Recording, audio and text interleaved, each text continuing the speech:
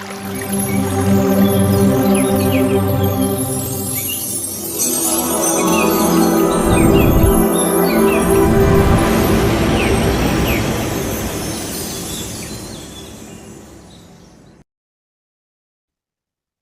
இன்றைய தலைப்பு ஈர்ப்பு விதி, த லா ஆஃப் அட்ராக்ஷன். இதை நம்மிடம் உரையாற்ற வருபவர் சீனியர் மாஸ்டர் திருமதி குமாரி மேடம், சென்னையிலிருந்து. அவரை பற்றி ஒரு சிறிய குறிப்பு கூற விழுகிறேன். திருமதி சீனியர் மாஸ்டர் திருமதி குமாரி மேடம் அவர்கள் 15 வருடங்களாக ஆனாபானசதி தியானம் செய்து கொண்டு வருகிறார். அவர் ஒரு அற்புதமான வாழ்க்கை, ஆனந்தமான நினைவுகளுடன் வாழ்கிறார். அவர் 2007 நமது பிரம்மரிஷி பத்ரிஜி ஐயாவுடன் ஈஜிப்ட் சென்று பீசா பிரமிட் விசிட் செய்தார். அவர் பிறந்து வளர்ந்தது சென்னையில் தான். ஆனால் அவருடைய மதர் டங் தெலுங்கு. கோவிடில் இருந்துதான் தமிழ் நன்றாக பேச ஆரம்பித்தார். அவர் அதற்காக கோவிடுக்கு நன்றி சொல்லுகிறார். மேலும் அவர் பத்ரிஜி ஐயாவின் 41 நாட்கள் கிளாஸஸ், நிறைய வகுப்புகள் எடுத்துள்ளார். அவர் பத்ரிஜி ஐயாவின் வசிஷ்டாமிர்தம் 21 நாட்கள் சொல்லி உள்ளார்கள். அவர் சீனியர் மாஸ்டர் திருமதி குமாரி மேடம் அவர்கள் நிறைய ஜூம் கிளாஸஸ் எடுத்திருக்கிறார்கள். அவர்கள் நிறைய மொழிபெயர்ப்பு டிரான்ஸ்லேஷன் செய்துள்ளார்கள். பல சக்கரவர்த்தி ஐயாவின் புத்தகங்களை தமிழில் டிரான்ஸ்லேஷன் செய்துள்ளார்கள். இப்படியான அவருடைய அருமையான ஆன்மீக வாழ்க்கை ஆனந்தமாக அற்புதமாக நடந்து வருகிறது. இப்பொழுது நான் சீனியர் மாஸ்டர் திருமதி குமாரி மேடம் அவர்களை பேச அழைக்கிறேன். தலைப்பு ஈர்ப்பு வீதி. நான் இப்பொழுது சீனியர் மாஸ்டர் திருமதி குமாரி மேடம் அவர்களை த லா ஆஃப் அட்ராக்ஷன் பற்றி பேச அழைக்கிறேன். குமாரி மேடம், நீங்கள் பேச தொடரலாம் மேடம். நன்றி மேடம். Thank you sir. தேங்க்யூ. நமஸ்தே. ஆடியோ வீடியோ கிளியரா இருக்கா? வணக்கம் சார். எல்லோருக்கும் வணக்கம். எல்லாருக்கும் காலை வணக்கம். நன்றி சார். நல்ல அற்புதமாக என்னை பத்தி கூறினீர்கள். Thank you so much.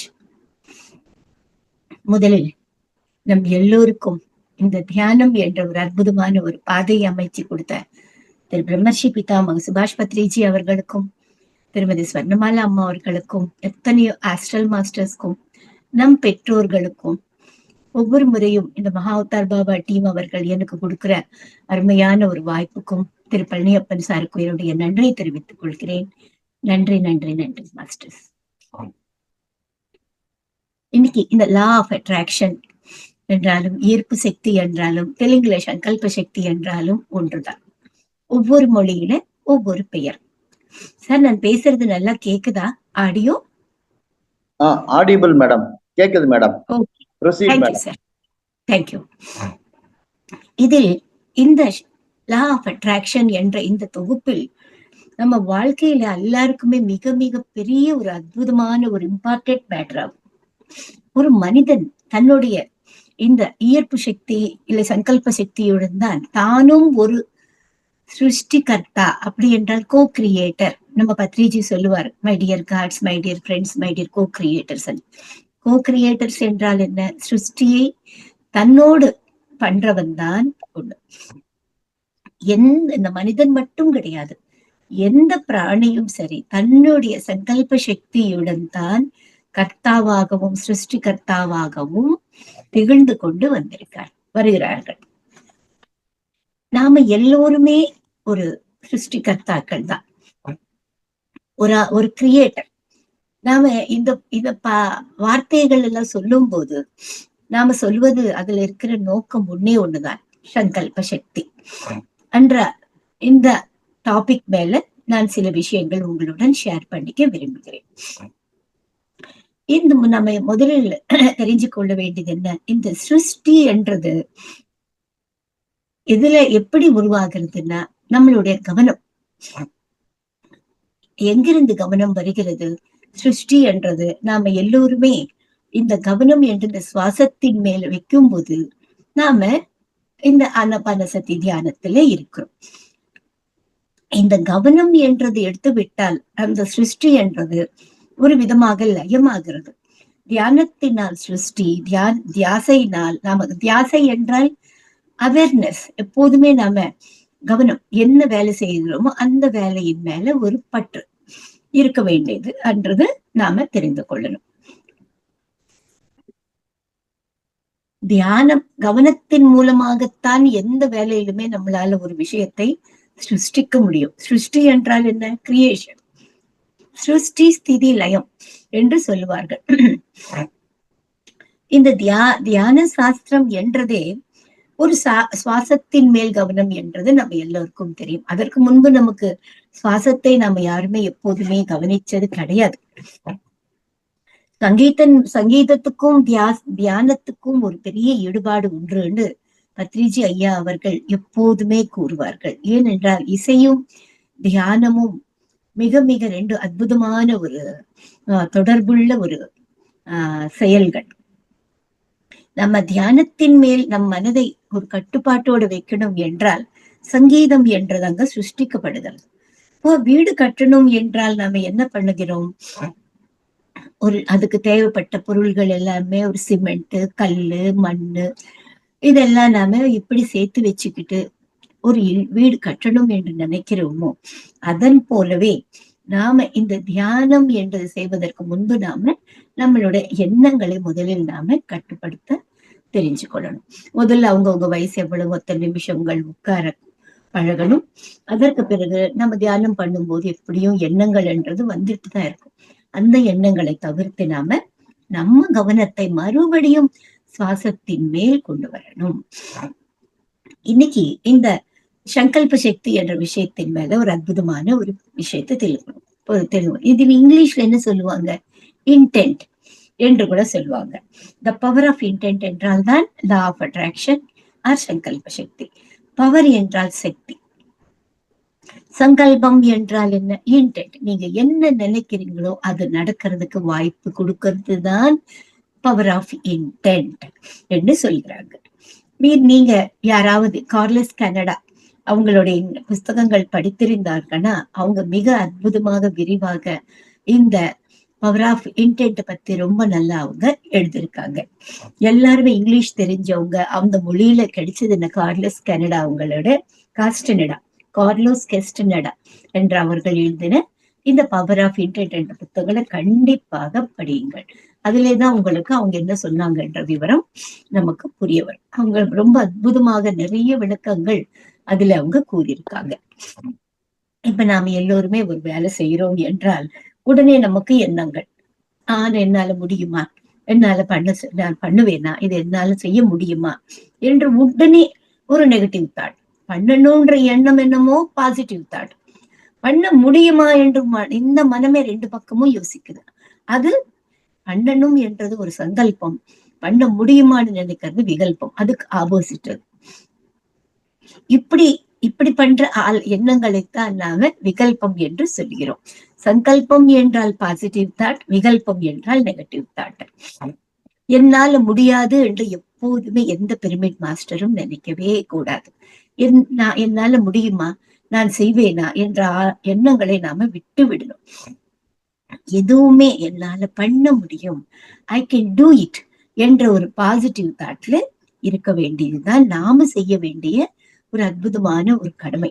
இப்ப பாசிட்டிவ்னஸ் இல்லாம இருந்தா வாழ்க்கையில முன்னேறவே முடியாது. Sorry master. மனிதன் என்றவன் ஒரு அத்தனை ரகமான எண்ணங்களுடன் நாம கலந்து இருக்கிறவன். ஒரு சங்கல்பம், அத்தோட விகல்பம், முடியுமா முடியாதா, செய்வேனா செய்ய மாட்டேனா நினைச்சுக்கிட்டே இருப்போம். அதனால வாழ்க்கை என்ன ஆகுறது?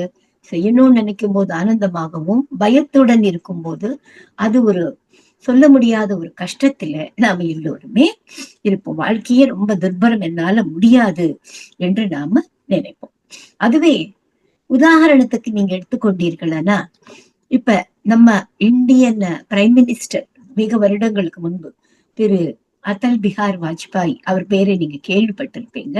30 வருடங்களுக்கு முன்பு 30-40 வருடங்களுக்கு முன்பு அவர் பேசும்போது, நான் பிரைம் மினிஸ்டர் கண்டிப்பாக இந்தியாவுக்கு ஆவேன். ஏதோ ஒரு நாள் கண்டிப்பாக பாரத நாட்டுக்கு நான் பிரைம் மினிஸ்டராக வருவேன் என்று அவரு நிறைய ஸ்பீச்சஸ்ல சொல்லிட்டு இருந்தார். அப்ப நாம நினைக்கலாம், எவ்வளவு ஒரு மன உறுதியோட அவரு ஒரு நாட்டுக்கு பிரைம் மினிஸ்டர் ஆகணும்னுட்டு ஒரு குட் தாட்டை வச்சுட்டு அவரு வேலை செய்கிறாருன்னா அந்த சங்கல்பத்துக்கு எவ்வளவு பலம் இருக்கணும், அதற்கு அவங்க எவ்வளவு பாடுபட்டு இருக்கணும். வேலை செய்தாங்க. ஒரு அகண்டமான ஒரு சங்கல்ப சக்தி, அதற்கு ஈடே இல்லை. அந்த நேரத்துல அவர் ஒருத்தர் தான் மெம்பர் ஆஃப் பார்லிமெண்ட்ல இருந்தாங்க. அப்ப பாரத நாட்டை பரிபாலித்து கொண்டு வந்திருந்தது பிஜேபி, அடல் பிஹாரி வாஜ்பாய். அப்ப பிரைம் மினிஸ்டரா அவர் வந்தார். எப்படி வந்தாரு? ஒரு பெரிய மலை. இந்த பிஜேபி என்றது ஒரு கூட்டம், காங்கிரஸ் என்றது ஒரு கூட்டம். அப்படிப்பட்ட ஒரு காங்கிரஸ் கூட்டத்தை எதிர்த்து அடல் பிஹாரி வாஜ்பாய் பிஜேபி என்ற ஒரு பெரிய ஒரு பார்ட்டியை உருவாக்கி அதிலே அவர் வெற்றி பெற்று பிரைம் மினிஸ்டர் ஆனார். அது எவ்வளவு பெரிய சங்கல்பம் அவருக்கு. அப்பெல்லாம் காங்கிரஸ் என்றது மிக பவர்ஃபுல் டாமினேஷனாக இருந்த ஒரு பார்ட்டி. அதுல யாருமே அசைக்க முடியாது. அப்படி போன்ற ஒரு பார்ட்டியை இவர் தன்னுடைய திறமையுடன் சங்கல்பத்துடன் பிஜேபி என்ற இந்த ஒரு பார்ட்டியை ஸ்தாபித்து வந்தார். அவரிடம் எவ்வளவு அசைக்க முடியாத ஒரு சங்கல்பம் இருக்கிறது என்று நாம நினைச்சு பார்க்கலாம். அதனாலதான் அவரால் இந்தியாவுக்கு பிரைம் மினிஸ்டராக வர முடிஞ்சது.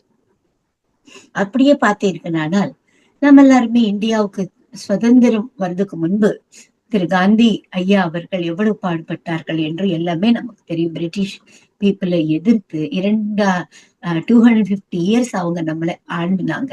அப்படிப்பட்ட ஒரு பிரிட்டிஷ் பீப்புளை எதிர்த்து போராடணும், ஒரு யுத்தம் இல்லாமல், ஒரு ரத்தம் இல்லாமல், ஒரு ஹிம்சை என்ற மார்க்கத்தில் இல்லாமல் அவர் எப்படி நம்ம நாட்டை நமக்கு அவரிடம்ல இருந்து வாங்கி கொடுத்தார்கள், நம்ம ஃப்ரீடமை.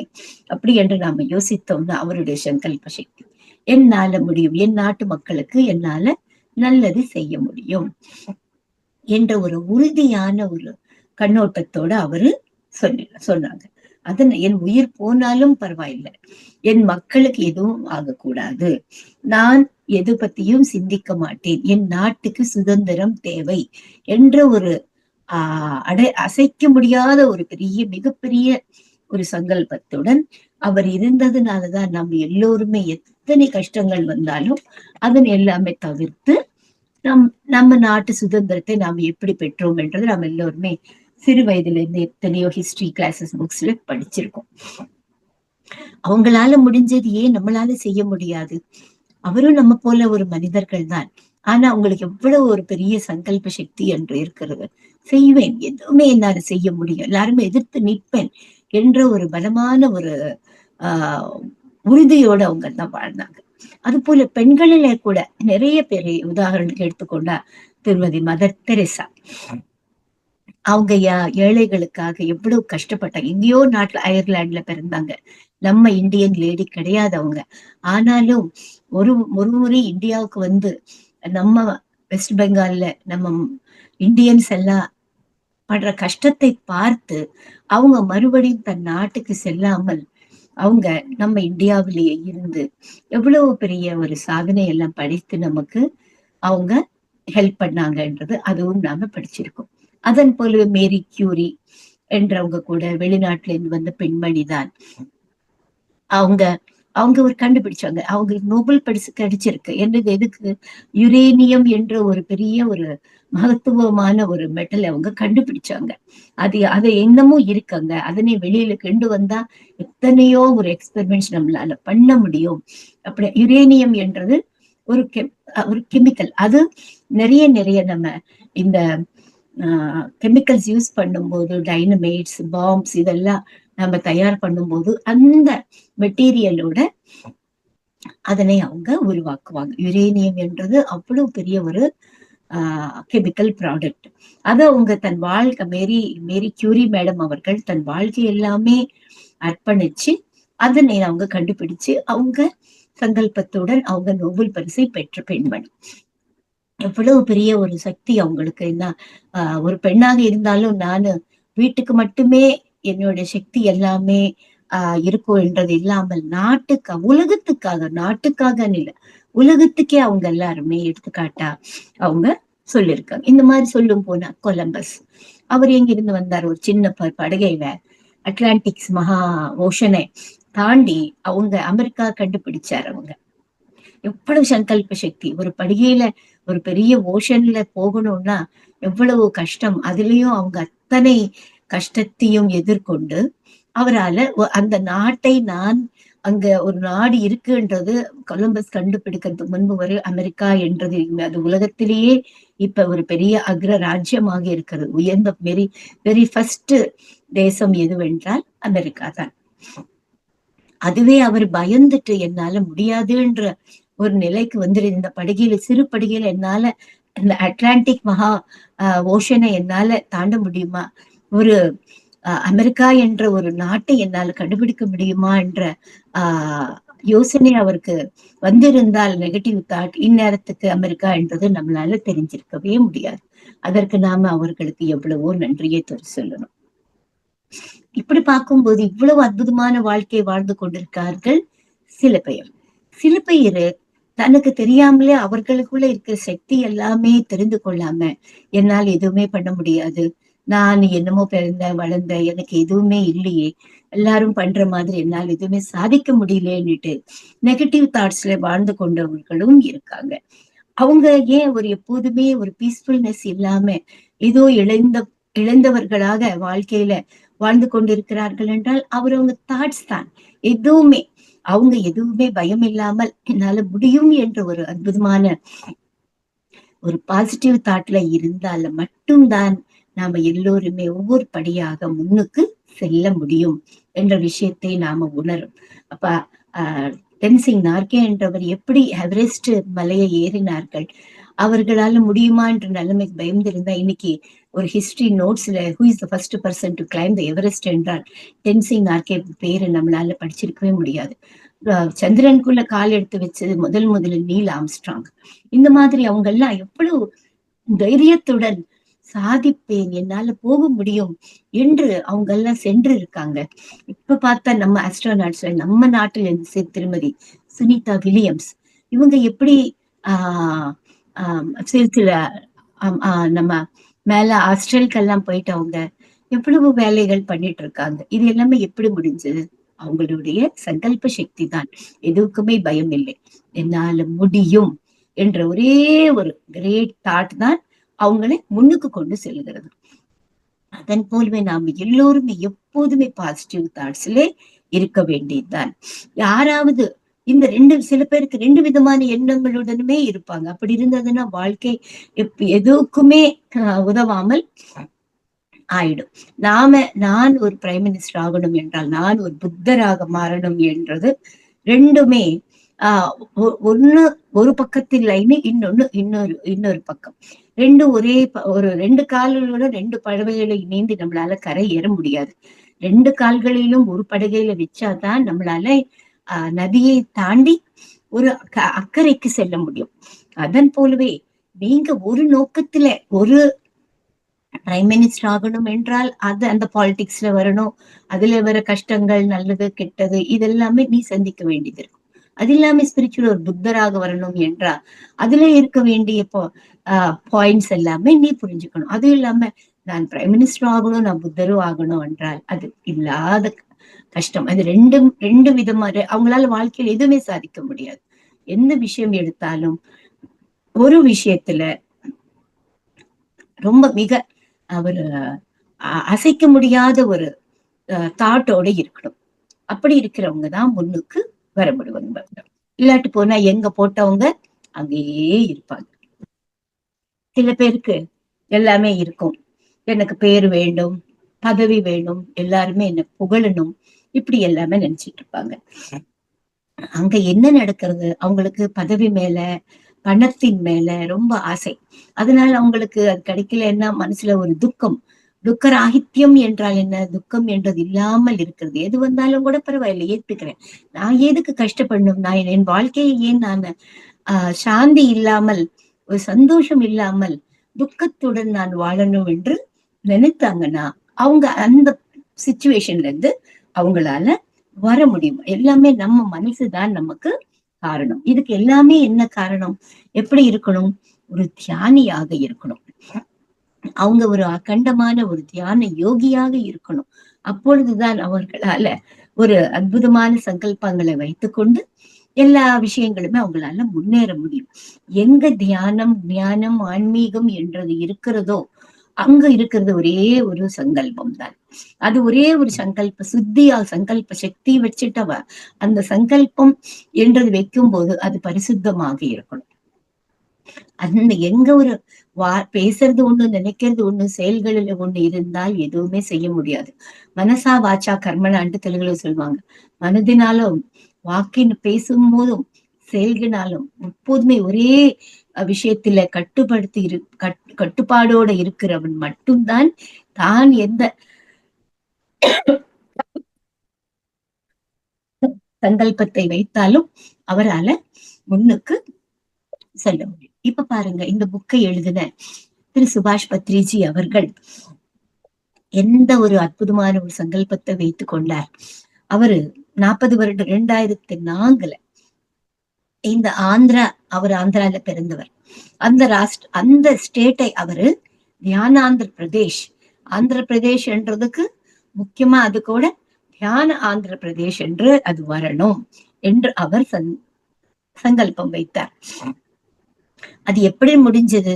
ஆனா இந்த பாரத நாட்டு தியான பாரதம் ஆகணும் என்று நினைத்தது போலவே தியான ஜகத்து 2004 நினைச்சாரு. 2012 12வது வருடத்துக்குள்ள எல்லாமே தியான பாரதமாக, வெறும் ஆந்திர பிரதேஷ் இல்ல, தியான பாரதமாக்கி விட்டார் அவர். பாரதம் என்றால் எத்தனை ஸ்டேட்ஸ் இருக்கு நமக்கு, அத்தனை ஸ்டேட்ஸ்லுமே அவர் இந்த தியானத்தை பத்தி அவரு சொன்னார்கள். எப்படி? அவருடைய சங்கல்பம் ஒரே ஒரு சங்கல்பம் தான். நான் இந்த உலகத்துல பிறந்த ஒவ்வொரு மனிதனுக்கும் இந்த தியானத்தை பத்தி சொல்லணும், எல்லோரும் அகிம்சையை கடைபிடிக்கணும், யாருமே எந்த உயிரினுமே கொண்டு சாப்பிடணும் என்ற ஒரு தாட்டை விட்டுடணும் என்ற ஒரு அற்புதமான ஒரு ஸ்டேஜ்ல அவர் இருந்தார். இதனை எல்லாமே அவரு தன்னுடைய வாழ்க்கை காலத்துல வீடு, வாசல், மனைவி, வேலை எல்லாமே விட்டு 30-40 வருடங்கள் ஓயாமல் ஊரூரா சென்று இத்தனை பேருக்கு கூட லட்சக்கணக்கான மாஸ்டர்ஸை அவர் உருவாக்கினார். இன்னைக்கு நாம எல்லோருமே அவங்கவுங்க இருக்கிற இடத்துல இருந்து இந்த போல அற்புதமான ஒரு ஜூம் கிளாஸஸ்ல அவர் சொன்ன ஒரு ஞானத்தை நாம் எல்லோருமே ஷேர் பண்ணிக்கிறோம்னா அதுக்கு மூலம் யாரு? அவர்தான் அடிக்கல் நாட்டினார்கள். அதனால ஒவ்வொரு மனிதனும் தான் என்ன வேலை செய்யணும், what is our life purpose, என்ன செய்யணும், நம்மளோட சங்கல்பம் என்ன என்றது, நம்ம சங்கல்ப சுத்தி என்றது இருந்தால மட்டும்தான் சங்கல்ப சக்தி என்றது வர முடியும். மனிதனுக்கு தெரியும், ஆன்மீகத்துக்கு வர்றதுக்கு முன்பு நாம் எல்லோருமே எத்தனையோ ஜென்மங்கள் எடுத்தோம். ஒவ்வொரு ஜென்மத்திலும் எடுத்துதான் நாம இந்த மனித பிறவியே எடுத்திருக்கோம்.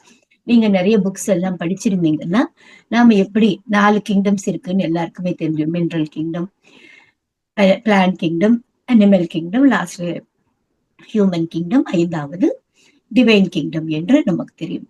ஒவ்வொரு கிங்டம்லுமே நம்ம 300 ஜென்மங்கள் எடுத்திருப்போம், கல்லாக பிறந்திருப்போம். அதுல இருந்து அத்தனை ஈடுபாடுடன் கஷ்டங்களுடன் எல்லாமே தாண்டி ஒரு மரமாக பிறப்போம். மரமாக பிறக்கும் போது மனிதனுக்கு நிழல் கொடுக்கறது, காய், பழங்கள், நிழல் இதெல்லாம் கொடுக்கறது, இது எல்லாமே நீ எப்ப உதவி செய்கிறியோ, இந்த 300 ஜென்மங்கள் நீ பட்ட கஷ்டத்துல இருந்து நீ வெளியில வந்து மறுபடியும் அனிமல் கிங்டமாக மாறும். ஒவ்வொரு ஸ்டேஜ் மெச்சூரிட்டி, அனிமல் ஸ்டேஜுக்கு வந்த பிறகு நாம என்ன செய்யறோம்? அதுல நாம ஒரு பசுமாடாக, ஒரு கோழி, ஒரு குதிரை, நாய், பூனை, இது மாதிரி எல்லாமே பெட் அனிமல்ஸ்லாக பிறக்கிறோம். சில பேர் செய்த கர்மாக்கள்னால சில வைல்ட் அனிமல்ஸ் ஆகவும் சில பேரு பிறக்கிறாங்க. பெட் அனிமல்ஸ்ன்றது நாம வீட்டுல வளர்த்திக்கிறோம். நம்ம பசுமாடுன்றது எவ்வளவு அற்புதமான ஒரு ஜீவி. நம்ம எல்லோருக்குமே பால் இதெல்லாமே கொடுக்கும் போது அதனை நாம எப்படி வளர்த்துக்கிறோம். இந்த மாதிரி அது தன்னுடைய கர்மாக்கள் எல்லாமே ஒரு 300-350 ஜென்மங்கள் விட்டு அதுல எவ்வளவோ மெச்சூரிட்டி அடைஞ்சுதான் நாம எல்லோருமே 4வது கிங்டமான ஹியூமன் கிங்டம்க்கு வந்திருக்கோம். இந்த பிறப்பு நாம் எப்படி மறுபடியும் இந்த மனித பிறப்பு கிடைக்குமா என்றது நமக்கு சந்தேகம்தான். ஒரு முறை கிடைச்ச இந்த மனித பிறவியை நாம எப்படி உபயோகிச்சுக்கணும் என்றால், எல்லோருக்குமே நல்லது செய்யணும், எப்போதுமே நல்லதே நினைக்கணும், நல்லவனாக நாம இருக்கணும் என்றால் ஒவ்வொரு ஸ்டெப்லயுமே நம்மளை நாம மாற்றிக்கொண்டே இருக்கணும். தெரியாத நிலையில நாம தவறுகள் செஞ்சிருக்கலாம். ஆனா தெரிஞ்ச பிறகு, ஆன்மீகத்துக்கு வந்த பிறகு இது நல்லது கெட்டது என்று நாம புரிந்து கொள்ளும் போது அதன்படிதான் நாம ஒவ்வொரு ஸ்டெப்பா முன்னேறணும். தெரிஞ்சும் தப்பு செய்தோம் என்றால் சத்தம் போடுறது, கோச்சிக்கிறது, மத்தவங்க விஷயத்துல தலையிடுறது, இது எல்லாமே செய்யக்கூடாது. பத்ரிஜி 5 fingers கான்செப்ட்ஸ்ல என்ன சொல்லிருக்காங்க? நான் வயலன்ஸ், நான் வெஜிடேரியனிசம், நான் இன்டர்ஃபேரன்ஸ், இந்த மாதிரி அவர் சொல்லியிருக்காரு இல்லையா?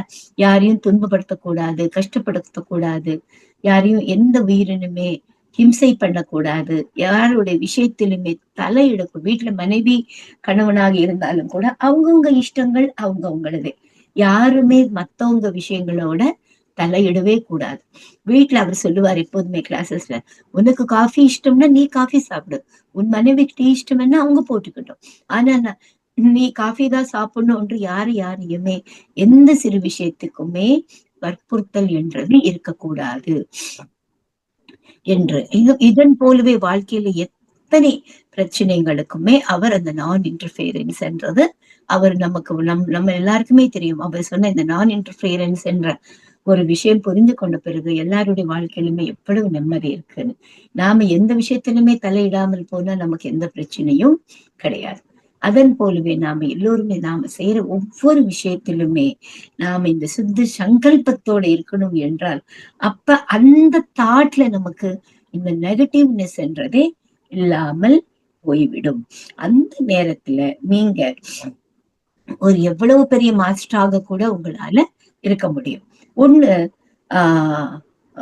நீங்க ஒரு பெரிய மியூசிக் மாஸ்டராக வர முடியும், ஒரு கிரிக்கெட் பிளேயர் ஆக முடியும், ஒரு பொலிட்டீஷியன் ஆகவும், எப்படி இருந்தாலும் கூட அதுல உங்களுடைய சங்கல்பம் என்றது எவ்வளவு பலமாக இருக்கிறது என்று நீங்க முதல்ல கவனிச்சுக்கணும். என்னால முடியுமா என்ற ஒரு நெகட்டிவ் தாட்டுக்கே போக வேண்டாம். செய்ய முடியும் என்ற ஒரு ஆழ்ந்த ஒரு பிடிப்பு உங்களுக்கு இருந்ததுன்னா ஸ்டெப் பை ஸ்டெப் நீங்க முன்னுக்கு போயிட்டே இருக்கணும். அப்படி இருந்தால்தான் ஒரு பெரிய பாடகரான திரு மங்களம் பள்ளி பாலகிருஷ்ணா முரளி அவர்களாகவும், ஒரு பெரிய நாதஸ்வர வித்வான் திரு பிஸ்மில்லா கான் ஆகவும், அந்த மாதிரி எல்லால நம்மளால வர முடியும். இந்த மாதிரி சொல்ல போன எத்தனையோ பெரிய பெரிய உன்னதமான அவர்களுடன் நம்மள எக்ஸாம்பிளாக நாம எடுத்துக்கொள்ளலாம். இவங்க எல்லாமே எப்படி தன்னுடைய சங்கல்பத்தை ஒரு அற்புதமாக பயன்படுத்தி உலகத்திலே மிக சிறந்த ஒரு மியூசிஷியனாக இவங்க எல்லாம் இருக்கிறாங்கன்னா, அவங்க தன்னுடைய செயல்களில ஒரு பாசிட்டிவ்னஸோட வாழ்ந்து கொண்டிருந்தாங்க. அதுதான் அங்க முக்கியமானது. ஒவ்வொரு மனிதனும் நிர்ணயித்துக் கொள்ளணும், என்னால என் வாழ்க்கையில இந்த வேலையை நான் செய்வேன் என்று நினைக்கணும். இப்போ ஒரு எக்ஸாம்பிளுக்கு நாம ஒரு வேப்ப மரம் இருக்குன்னு நினைக்கலாம். வேப்ப மரம் என்ன செய்யும்? வேப்ப மரம் என்றால் நீம் ட்ரீ, எல்லாருக்கும் தெரியும்னு நினைக்கிறேன். அந்த நீம் ட்ரீ என்ன தரும்? மாங்காய் பழத்தை கொடுக்காது. வேப்ப மரம் என்றால் வேப்ப இலை, வேப்ப பூக்கள், இதுதான் இருக்கும். ஆனா அதன் போலவே அதுல இருந்து இன்னொரு ரகமான ஒரு செடியோ மரமோ வராது இல்லையா? அதன் போலவே நாம நினைக்கிற மனசுல இருந்து என்ன நினைக்கிறோமோ அதுதான் வெளியில உருவாகும் என்று நீங்க மனதில் நீங்க நினைச்சது ஒண்ணு, வெளியில செய்யறது ஒண்ணு என்றால் பலிக்கவே பலிக்காது. என்ன நினைக்கிறீங்களோ அது பக்குவமாக நிரந்தரமா ஒரு செயலோட நீங்க செய்ய ஆரம்பிக்கணும். நான் இந்த ஜென்மத்தில இந்த வேலை கண்டிப்பாக செய்வேன் என்ற ஒரு முன்னேற்றத்துடன், ஒரு அற்புதமான ஒரு சங்கல்பத்துடன் இருக்கணும். அதுல நீங்க ஃபுல் அவேர்னஸோட இருக்கணும். நாம என்ன செய்யணும் என்றதுக்கு நாம் எப்போதுமே ஒரு பிரசன்ட், பி எ பிரசன்ட்னு பிரதிதி சொல்லுவாங்க. கடந்ததை பத்தியும் நினைக்க வேண்டாம், ஃபியூச்சரை பத்தியும் நினைக்க வேண்டாம். Always be present. இன்னைக்கு நான் எப்படி இருக்கணும், என்ன செய்யணும், ஆல்வேஸ் பி பிரசன்ட் என்ற விஷயத்திலே நாம எல்லோருமே வாழணும். அப்படி இருந்தாலும் மட்டும்தான் செய்யறது ஒண்ணு, நினைக்கிறது ஒண்ணு, பேசுறது ஒண்ணு இல்லாம ஒரே ஒரு தாட்ல நாம் இருக்கும்போது நம்ம லா ஆஃப் அட்ராக்ஷன், ஈர்ப்பு சக்தி, சங்கல்ப சக்தி என்றது நடைபெறும். ஏன்னா உலகத்துல இருக்கிற மக்கள் ஆயிரம் லட்சக்கணக்கான மக்கள் ஒவ்வொரு விதமான தாட்ல இருப்பாங்க. எல்லாருமே எல்லாத்துலயுமே சகலகலா வல்லபராக இருக்க முடியாது. ஒவ்வொருத்தருக்கும் ஒவ்வொரு கலையில ஒரு முக்கியத்துவம் இருக்கும், ஒரு எக்ஸ்பீரியன்ஸ் இருக்கும். அவங்களால ஒரு திறமையுடன் அவங்க இருப்பாங்க. கிரிக்கெட் விளையாடுற ஒரு கவாஸ்கர், டெண்டுல்கர்னா அவர் டெய்லி 6 மணி நேரம் 8 மணி நேரம் அவர் அந்த கிரிக்கெட் கிரவுண்டுக்கு போய் பிராக்டிஸ் பண்ணாதான் he become a world's best batsman or bowler or allrounder field. அது இல்லாம சும்மா டிவியில கிரிக்கெட் பார்த்துட்டா நம்மளால பிரேயர் ஆக முடியுமா? முடியாது. அதன் போலவே எதுவுமே தியானம் என்றது நாம் அதிகமா செய்ய செய்யத்தான் நாமளும் முன்னுக்கு வாழ்க்கையில முன்னேற முடியும் என்றது நாம புரிஞ்சு கொள்ளணும். எப்போதுமே ஒரு நாளுக்கு 1/2 மணி நேரம், ஒரு 3/4 மணி நேரம் பண்ணிட்டு எனக்கு நிறைய அனுபவங்கள் வரவில்லையே, எனக்கு ஏன் இந்த மாதிரி நடக்கிறது, நான் இத்தனை வருடங்களாக தியானம் செய்து கொண்டு இருந்தாலும் எனக்கு நினைச்சது எதுவுமே நடக்கலையே என்ற ஒரு விகல்பமான தாட்ல யாருமே இருக்க வேண்டாம். எதுவுமே எக்ஸ்பெக்டேஷன் பண்ணாதீங்க. No expectation. நீங்க உங்க கடமையை நீங்க செய்றீங்க. தியானம் செய்யணும், எண்ணமற்ற நிலைமைக்கு போகணும், நான் சந்தோஷமாக ஆரோக்கியமாக இருக்கணும் என்றது மட்டுமே நினைக்கணுமே தவிர மத்தவங்களுக்கு அனுபவங்களை கம்பேரிசன் பண்ணி நீங்க எப்போதுமே தியானத்துக்குள்ள அமராதீர்கள். மனசுக்குள்ள எப்போதுமே நான் ஸ்திர சுக ஆசனத்தில் அமர்கிறேன், எனக்கு தியானம் நல்லா அமையணும், நல்ல அனுபவங்கள் வரணும் என்று மட்டும்தான் நீங்க ஃபீல் பண்ணணுமே தவிர அதனை தாண்டி வேறு எந்த விதமான ஆப்போசிட் டைரக்ஷனுக்கே நீங்க போகக்கூடாது. அப்படின்னா எந்த விஷயத்திலுமே உங்களால முன்னேற்றத்துக்கு வரவே முடியாது. இது எல்லாமே வாழ்க்கையில் எந்த விஷயத்திலுமே நாம ஒண்ணு சாதிக்கணும் என்றால் தியானம் என்றது கண்டிப்பாக முக்கியமான ஒரு விஷயம். மனதை நாம எந்த அளவுக்கு சூன்யப்படுத்துகிறோமோ எண்ணங்கள் இல்லாம அந்த அளவுக்கு நம்மளால தியானத்துல முன்னேற முடியும் என்றது நாம தெரிஞ்சுக்கொள்ளணும். சும்மா கண்ணு மூடிண்டு உட்கார்ந்து எண்ணங்கள் எங்கேயோ கோட்டை விட்டுட்டோம்னா அது வேஸ்ட். அது இல்லாமல் உங்க மனதை நீங்க எப்பொழுதுமே இந்த தியானம் என்ற ஒரு பக்குவத்துக்கு நீங்க எடுத்து சென்றால மட்டும்தான் உங்களால வாழ்க்கையில முன்னேற முடியும் என்று பத்ரிஜி எப்போதுமே சொல்வார்கள். அதனால இந்த சங்கல்ப சக்தி என்றது என்ன நினைச்சாலும் நடக்கும். அதற்காக நீங்க சின்ன சின்ன விஷயத்துக்கெல்லாம் என் பிள்ளைக்கு வேலை வேணும், என் பொண்ணுக்கு கல்யாணம் ஆகணும், இப்படி போன்ற விஷயத்துக்காக நீங்க சங்கல்பத்தை வைக்கவே கூடாது. உலக நன்மைக்காக எல்லோருக்குமே இப்ப பத்ரிஜி எப்படிப்பட்ட ஒரு சங்கல்பத்தை எடுத்தாரு, உலகத்துல இருக்கிற அத்தனை மக்களுக்குமே இந்த தியானம் என்றது சேரணும், எல்லோரும் நான் பெற்ற இன்பம் எல்லோரும் அனுபவிக்கணும் என்ற ஒரு தாட்ல தான் அவர் அந்த சங்கல்பத்தை எடுத்தாரு. அது நிறைவேறிடுச்சு. அதன் போல நீங்களும் இந்த யூனிவர்ஸுக்கு என்னால் என்ன பண்ண முடியும் அப்படி என்ற ஒரு நல்ல எண்ணத்தோடு நீங்க நினைச்சீங்கன்னா அது நிறைவேறுமே தவிர நம்மளுடைய செல்ஃபிஷ்காக நம்ம தியானத்துல உட்கார்ந்து எனக்கு இந்த சங்கல்பம் வேணும் அது வேணும்னுட்டு எப்பொழுதுமே நினைக்கவே கூடாது. இந்த சங்கல்பம் என்றதுக்கு அவ்வளவு பெரிய ஒரு இம்பார்ட்டன்டான சக்தி இருக்கு. இது எல்லாமே நாம புரிஞ்சுக்கணும். நம்ம மனமும் வார்த்தை புத்தி எப்பொழுதுமே ஒரு நிலையில இருக்கிறதுன்னா அதுக்கு காரணம் நாம செய்யற ஒரு தியானம். அளவு கடைஞ்ச ஒரு நம்பிக்கையுடன் நாம செய்யற இந்த தியானத்தின் சக்தியின் மூலமாகத்தான் நாம எத்தனையோ இந்த சங்கல்பங்களை நம்மளால உருவாக்க முடியும், நிறைவேற்றவும் முடியும். அதனால் நீங்க சங்கல்ப சுத்தியுடன் மனசுல நினைக்கும் போது எந்த விதமான நெகட்டிவ் தாட்ஸ் இல்லாமல் எப்போதுமே நல்ல விஷயங்களுக்காக உலகத்துல எல்லோருக்குமே நன்மைக்காக நீங்க இந்த லா ஆஃப் அட்ராக்ஷன் என்றது நாம சிந்திச்சு யோசித்து அதுல நாம முன்னுக்கு செல்லணும் மாஸ்டர்ஸ். அப்பதான் இதுல இருக்கிற அதனுடைய பவர் என்றது உங்களால உணர முடியும். Thank you friends.